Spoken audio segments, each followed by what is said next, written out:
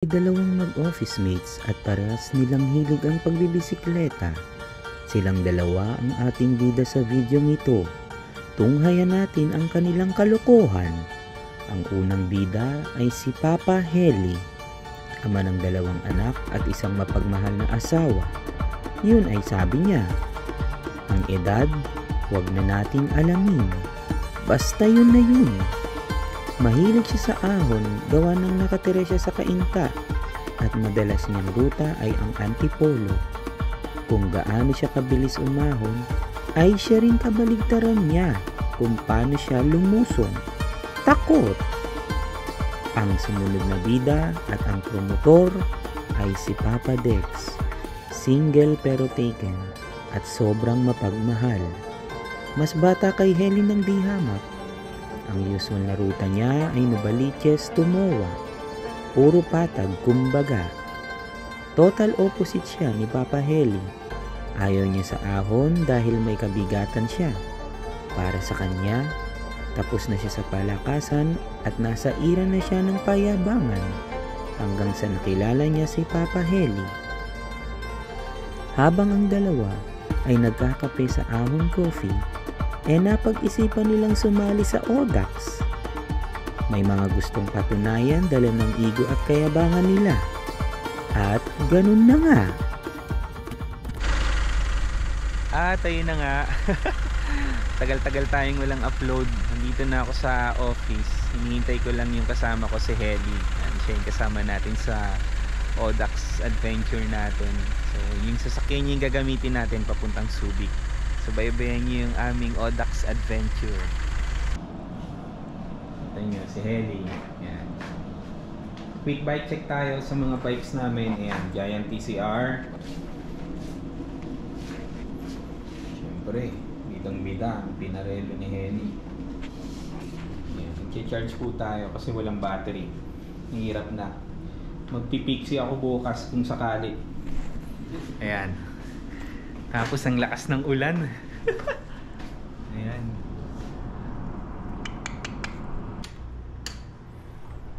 So Eli, anong game plan natin tomorrow? Kumain ng marami. Mag-maintain ng 40 per hour. Oo. Kailangan before 1. Anong target time natin? 2 o'clock. 2 o'clock. Oh. Kailangan daw 2 o'clock nandito na kami sa... Nakabalik na kami sa Mango Valley. Tingnan natin. 50 kilometers lang yun, di ba? Hindi, Audax 200 sinulian natin. Audax 200. Pero hindi talaga 200 kilometers yun, mga pre. Ano talaga yan? 210 kilometers yun. Maduga si Audax eh. Ayan. So, tatry namin. Ang totoong na pag-usapan namin sa umaga, magme-maintain kami ng 25-30. Nasa harapan si Heli, siya ang trangko. Ayan, tingnan natin kung lahat ng plano na yan masunod. Sana hindi kami masiraan. Saka sana matapos namin yung Audax. Para makauwi agad. Oo. Para makauwi siya agad kasi tumakas lang to eh. Palo ang iabutin namin. Ayan, sana hindi malakas ang ulan bukas. Ayan, papunta na kami ng Mango Valley. Actually, walking distance lang galing sa hotel namin na tinutuluyan, kaya lang naiwan ko yung battle cage ko eh, kaya dumaan pa kami ng 7-Eleven para meron akong tubig. Ayan. Good luck sa amin. Sana matapos namin yung challenge nang maaga, saka nang safe syempre. Ayan. Kami ang pinakamaaga. At nalaman namin na 20 lang kami na mag-Audax 200. May expose tuloy na out of 20 kami yung 19 at 20th. Magkakarera pa tayong dalawa para sa 19. Ano oras tayo makakabalik dito? Alas 2. alas 2 daw. Watch out kung kaya namin yung alas 2 na yan. Ang strategy, ang strategy pagka sabi na this is not a race, let's get it on, takbo agad tayo 40 agad. Walang hihinto, hindi na iihi, hindi na kakain. Ayan. Good luck sa amin mga kaibigan. Wala pang katao-tao. Ayan, may isa na.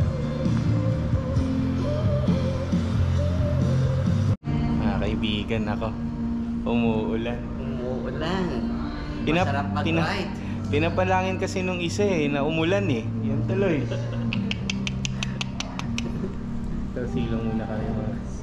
Audax is an unmarshaled and unsupported long-distance cycling event. The route has been provided well in advance for you to navigate through the route. Roads will not be closed to cyclists, okay? Please expect some busy roads through towns. This is where one needs to practice responsible cycling. Our advocacy still remain true: long-distance cycling, cyclotourism, and responsible cycling. The Audax is very simple, but if done with integrity, it can be one of the most fulfilling rides one gets to experience. Audax Tubig, starting in 5, 4, 3, 2, 1. Let's go! Woo! Good luck, riders! Woo! Enjoy! Enjoy, enjoy! Tapos na! Maganda sa ulan. Basta kayo pag-uwi.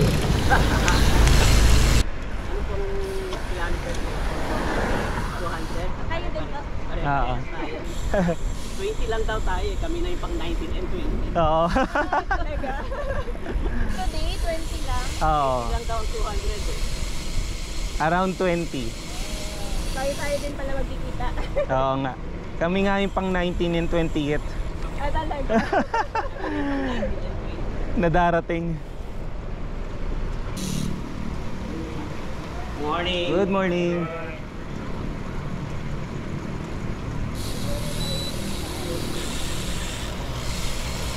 Ito na yung akyatan, di ba? Oo. Malakas ka pa dyan. Akala ko ba walang kargahan? Hindi ko na tayo kumakarga ah.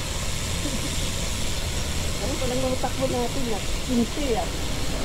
Kailangan sa patag, umano na tayo, umarga na tayo. Tayo pwede kumarga kasi malayo-layo to. Matigas at binti. Marami yata kahapon Oo. Pero ang lakas ng ulang kahapon eh. Oo, pagdating ng hapon na.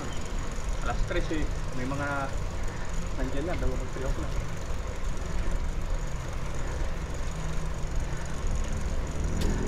Layo pa?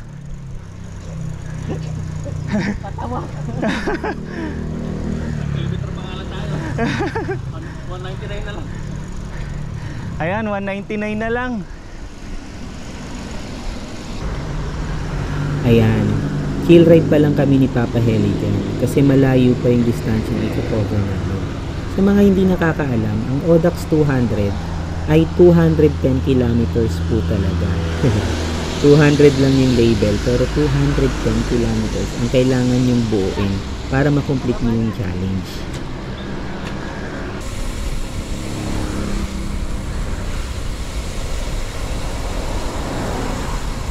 Masaya kami sa puntong yan dahil tapos na yung maabang ahon at palusong na. Kaya lang dahil basa yung daan, yung mga tilamsik ng gulong tumatalsik sa aming mga jersey, sa mga helmet, basang-basa na rin yung aming mga sapatos dyan. Nangyari? Ano ka? Panggap ka. Para usapan natin, ikaw magdadala ng tramo mo.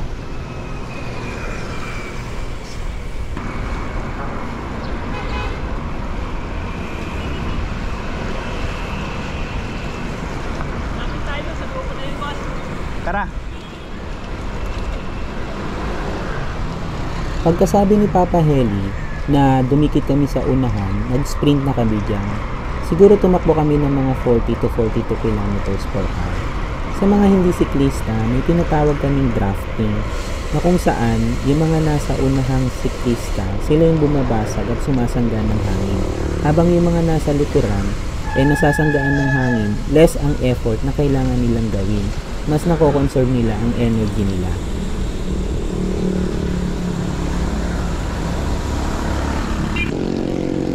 Sabi mo walang ahon. Layo pa? Layo pa ba? Sabi mo walang ahon, puro patag to eh. Kilometer kayo, ma'am.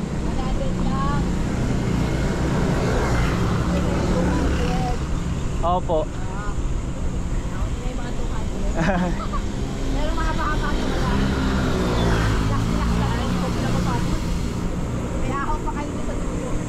Ingat po kayo. Pinalad po kaming may makasamang celebrity sa ride na yan. Yung nakapink na bike po ay si Miss Cara David. Good morning, Ma'am Cara. Ingat po. Siyempre, bilang kaming mga lalaki, iniwan namin yung grupo nila para kunyari malakas kami. Halimaw!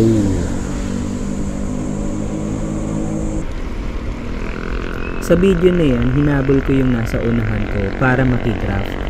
Later, I realize, basa yung daan, so nung pagtutok ko, lahat ng tilamsik, sinalo ko rin. Haha, engot.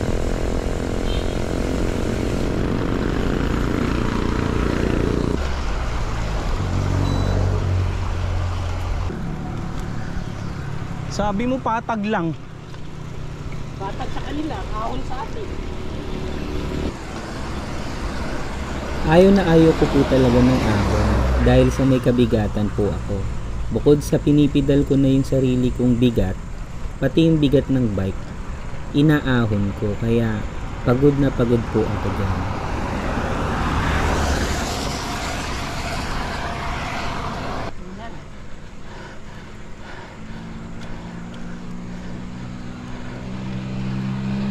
Sa mga ganyang akyatan lamang sa akin si Papa Heli. Magaan na siya at magaan pa yung bike niya. So less effort ang ginagawa niya. Ako, hingal na hingal. Basa na sapatos ko. Ikaw. Ewan ko, di ko naman yung paramdaman. Parang hindi maganda yun ah. Naman head. Oo. Palaka.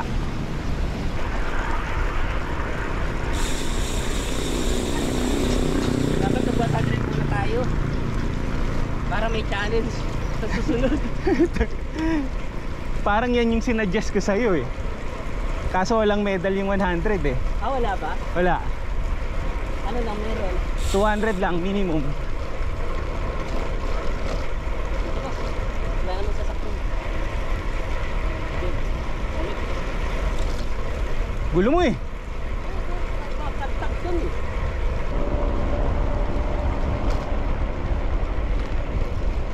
Boss! Wala akong makuha sa trangko mo ah. Tumatagos pa rin yung hangin, boss. Pataba ka konti. Wala akong maramdaman na trangko. Tumatagos, boss. Eh, ikaw yung malakas eh. In fairness po, mga kaibigan, nagme-maintain kami ni Papa Heli dyan ng 30 to Ramdam 35 ko pa rin yung kilometers per hangin. hour. San Marcelino na tayo, mga kaibigan. Ganun-ganun lang. Pagod na ako.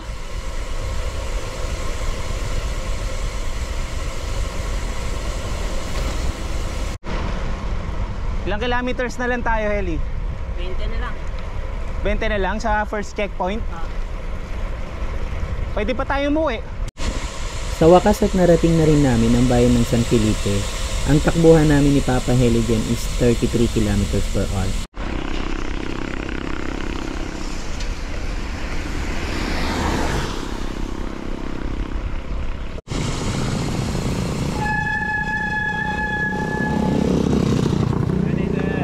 Good morning. Ayun na. Tapos na kami sa first checkpoint. Nakuha namin ng 2 hours eh. Kasalanan nito eh. Usapan 25 lang. Usapan 25, nagiging 32. O tara na, alis na tayo. Sige sir, ingat kayo. At tapos na po yung unang checkpoint. Ayan. Surprisingly, nakuha natin siya ng 2 hours lang. So ibig sabihin, tumakbo tayo ng average na 25 kilometers per hour. Eh ang usapan natin 20 lang. 25 boss, tama eh. 25 ba? Oo, average natin 25 o 2 hours. So aahon na tayo dyan. Ayon tayo ng 10 kilometers. Basang basa yung puwet ko. Grabe yung ulan. Tingnan nga natin kay Start Garmin. na naman kay Cara David. So 24 kilometers bago tayo kumanan, sabi ni Garmin. kilometers ang pupunuin natin. Makakasabay natin yung mga 600. Oo. Sige, good luck sa atin. Kamusta kaya yung pasahero ko sa likod? Sitting pretty kaya? Hirap na, hirap na. Uy, yun na yung mga 200. Hello! Ingat! Ganda guys, oh. Hay nako, Heli, kahit kailan talaga budol ka. Happy! Papaalam kami sa boss namin. SL kami sa Monday, Tuesday, Wednesday. Monday lang, pwede na. At ayun na nga po, kabangan na tayo. Konti na lang. So naka 58 kilometers na kami. Minus 210. Basta, mahaba pa. Malayo pa kami. Sarap maging pasahero. Yung pasahero ko sa likod, oh, nagpapakasasa. Kasi pag siya nagda-dropping, tumatagos pa rin yung hangin eh. Alam mo pang klase niya yata? Grabe yung hangin.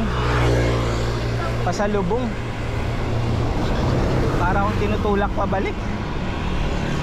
Buti pa yung kasama ko sa likod eh. Natatakpan ko ng hangin.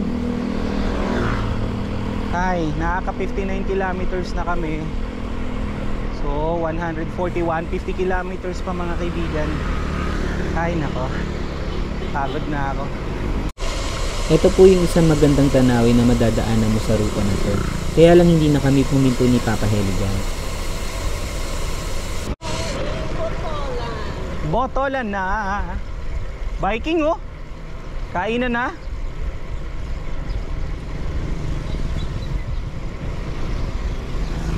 Na, umaraw na mga kaibigan. Sana yung ganito lang, wag naman masyadong sumikat para hindi tayo masunog. Woo! Sambalis na! Ah! So Heli, magagawa ba natin yung alas 2? Makakabalik na tayo sa Subic? Yes. Sa ganitong takbuhan? Oo, 1 o'clock nandun na tayo. Talaga? Oo. Tignan natin. Kung hindi natin naabot ang 1 o'clock, sagot mo lunch. Sagot ko naman talaga lunch eh. Ay, sorry. Loko tong si Heli eh. Usapan 25 lang ang trangkuhan eh. Ginagawang 28.30 eh. Palibasa mag-aangka eh. Ang bira. Pagod na pagod ako kakahabol sa iyo eh. Para ma-inspire sa kwan. Hindi ko kailangan ng inspiration. Sa mga panahon na yan, nakaramdam na ako ng gutom. So, kinuha ko na yung isa sa mga baon namin pagkain. Ang strategy talaga namin ni Papa Heli, every hour, meron kaming food intake para hindi kami malaspan at maiwasan namin yung pagkabonk. Makikita po sa video na yan na umaagwat na sa akin si Papa Heli. Paahon kasi yan at dyan siya mabilis. Ang ginagawa niya mauuna na siya at hihintayin niya ako pagpalusong na. Doon ako bumabawi dahil sa may kabigatan ako, mas mabilis akong lumusong at hindi ako takot. Yan na yung huling ahon bago kami makarating sa 100 km mark. So ganyan ang usual na strategy namin. Mauuna siya sa ahon tapos mauuna ako sa lusong. Sa patag na lang ulit kami magkikita.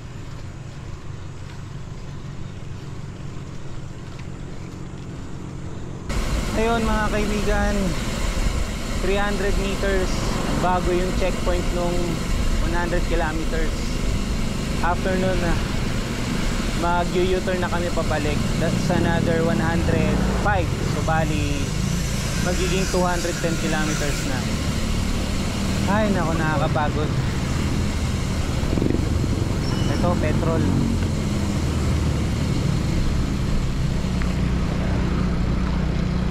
Dito yun sa may petrol gas. Ay nako. Kung mapapansin nyo po, tuyong-tuyo yung daan na yan. Pero right after makarating namin ng 100 km, bumuhos yung malakas na ulan. Ay, salamat. O, hindi na magsisisiyan yan. Bibictory na kayo, babalik.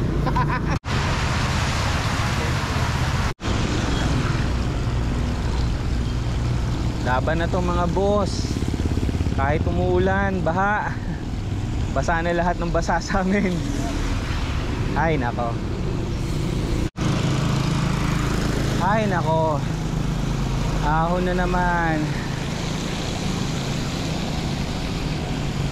Last 4 dating natin, boss. Takbo namin, nasa 40. Ang hirap habulin ni Boss Dex. Ayan o. Umi-sprint.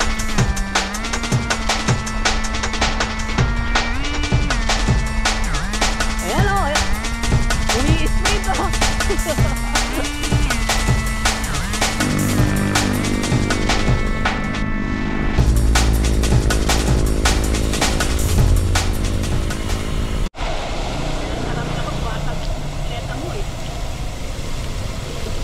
Alin? Bisikleta mo, tumatasik sa akin.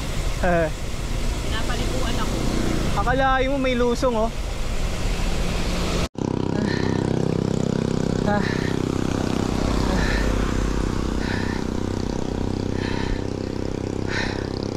Ayop ka, Ellie. Hindi kita makakalimutan kahit wala na ako sa IBM. Ayan, may pababa.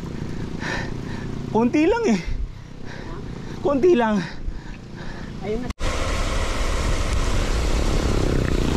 Sakit sa mukha ng ulan. Para akong pinipitik. Sa lugar na yan, umagwat na ako kay Papa Heli kasi palusong yan eh. Yan yung inahon namin ng mahaba bago mag 100 km mark. So, nag-recover na ako dyan. Free wheel na lang.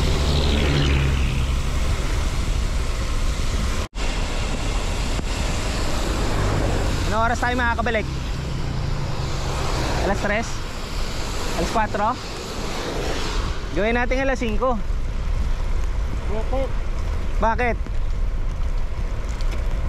Alas 4 para makapagpahinga pa.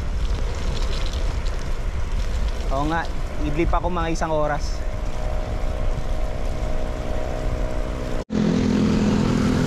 Grabe naman yung akyat na yan. Antarit!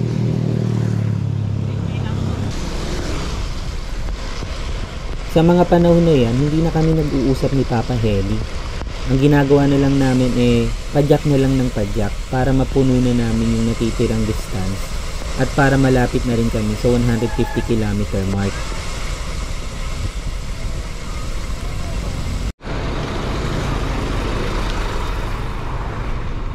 Malapit na kami sa 150 km checkpoint.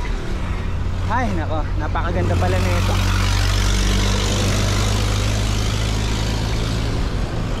Sa mga puntong yan, puro reklamo na lang ang meron kami ni Heli. Masakit na yung ulo, masakit na yung katawan, masakit na yung puwet. Dahil araw, ulan. Sobrang sakit po sa ulo. Grabe, paparating yung ulan no? Nakalimutan ko lamang pong i-video dyan, pero dyan na yung 150 km checkpoint at ang lakas ng ulan. Grabe, lakas ng ulan. Bagyuhan. Sakit sa katawan nito, saka sa ulo. Init, lamig, ulan. Ang lamig ngayon, nakakanginig. Ay, nako.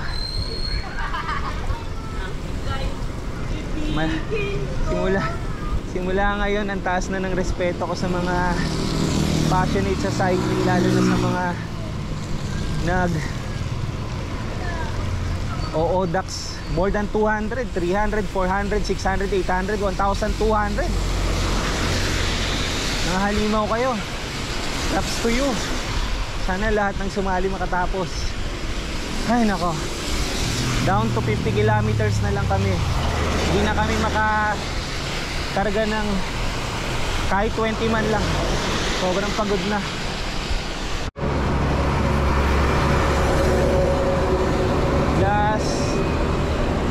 Last 40 kilometers na lang kami. Halos hindi na kami nag-uusap ni Heli. Parehas na kami pagod. Hindi na nga kami makapadyak ng 20. Ay nako, kapagod. Bibiro tong challenge na to guys. Sa mga nagsasabi na pinakamadali itong Odak Subic Masinloc dahil puro patag. Yung init, yung lakas ng ulan, pati headwind, papunta pabalik laging headwind. Hindi siya biro. Kaya props sa mga nakakatapos ng challenge na to. Isa kayong mga halimaw. Siguro mga less than 35 kilometers na lang kami dyan para matapos na namin yung Subic Challenge. Kaya lang, inulan na naman kami na malakas. Kaya bumagal na naman yung takbuhan namin ni Papa Heli dyan. Nakakaramdam na talaga kami dyan ng pagsuko at pagod at sakit ng katawan.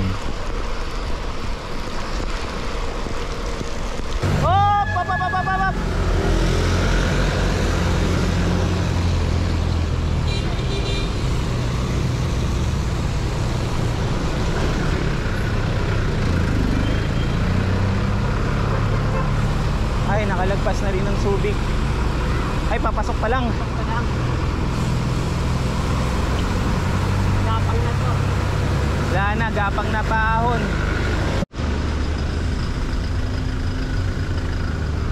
Yari, siksikan. Hirap pa namang umahon. Nung nandito na kami sa lugar na to, nabuhayan na kami ni Papa Heli dyan. Kasi alam namin na ilang kilometro na lang, Subic na at matatapos na namin yung challenge. Siguro mga around 4:30, nandyan kami. At tinatansya namin na sana alas 5 nandun na kami ulit sa Mango Valley.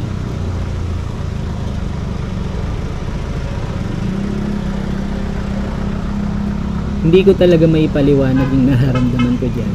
Kasi halong pagod pero sobrang tuwa. Dahil alam namin na konting padyak, konting tiis na lang, madadaanan namin na yung finish ng Odax.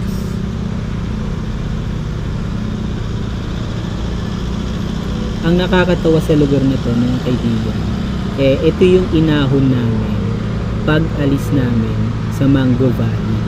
And after mong padyakin yung 200 kilometers, yung huling mga kilometro para tapusin yung challenge, dun ka pa aahon. Tapos traffic pa, siksikan. Sobrang sikip nung daan para sa aming mga siklista dito sa pinakakanang bahagi ng daan na ito. Pero dahil malapit na siya, natatalo siya nung pakiramdam namin na sobrang excited para tapusin na at makauwi na.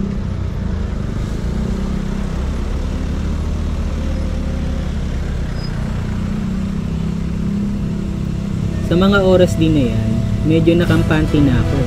Kasi ang cut-off time naman para umabot kami at kumpletong matapos yung challenge hanggang 6:30 ng hapon. So mag-aalas 5 pa lang yata dyan kung hindi ako nagkakamali. Pwede na akong pumilis dyan at hindi na kumarga. Iyang lugar na yan ay less than 1 kilometer na lang away from Mango Valley. Sobrang natutuwa na ako niyan. Naiisip ko yung mga magulang ko na concern sa akin at may duda. Hindi ko na mapigilan na bigyan kagad sila ng update na successful na natapos ko yung challenge. Talagang kinakabahan ako dyan. And at the same time, sobrang excited na.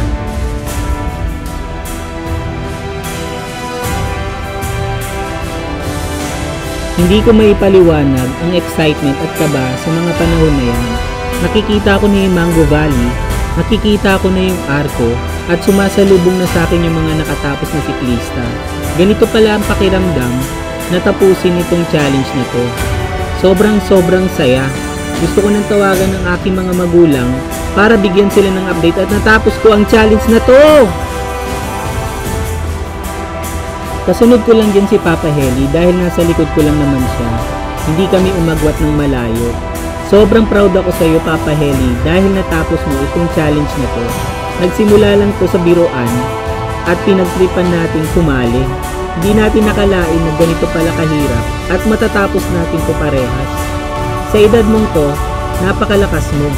Sana magkasama pa rin tayo sa ating susunod na ODAX Experience! Woo!